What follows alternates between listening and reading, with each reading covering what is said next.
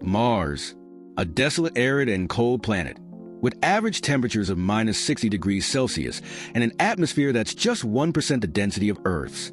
But what if it could be transformed? What if we could give it new life and turn it into a second home for humanity? Terraforming Mars is not just science fiction. It is a titanic challenge. But with technological advancements and strategic planning, this dream could become a reality. Terraforming begins with a monumental task: establishing the basic infrastructure.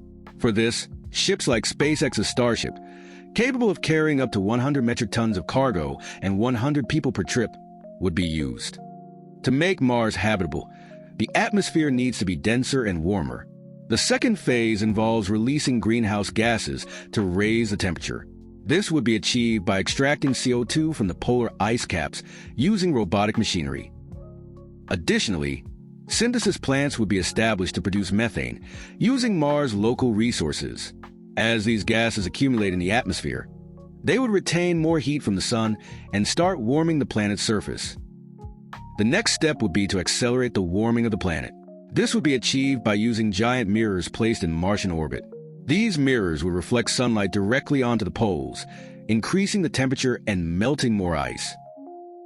In parallel, heat generators would be installed at strategic points, powered by portable nuclear reactors. This dual approach would allow for a faster increase in Martian temperature. Once Mars becomes warmer, the next step would be to bring it to life. To do this, Extremophile Microorganisms, designed to survive in hostile conditions, would be released. These microorganisms would transform the soil minerals and produce oxygen.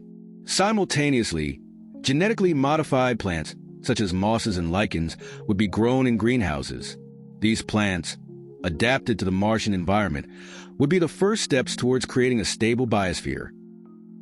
A critical challenge in maintaining Mars' atmosphere is the lack of a magnetic field. Without it, the solar wind would continue to erode any atmosphere we build. Therefore, the final phase involves generating an artificial magnetic field. These devices, powered by nuclear and solar energy, would create a shield around Mars, protecting it from solar radiation and helping to retain its atmosphere. Terraforming Mars will not be easy. It will require thousands of launches, a budget of trillions of dollars, and unprecedented international collaboration. But the benefits could transform not only Mars, but the future of humanity. Terraforming Mars is more than a dream. It is a tangible possibility, a project that represents human ingenuity and our ability to transform the impossible into reality. With time, effort, and determination, Mars could become our second home. The question is not if we can do it, it's when we will decide to start.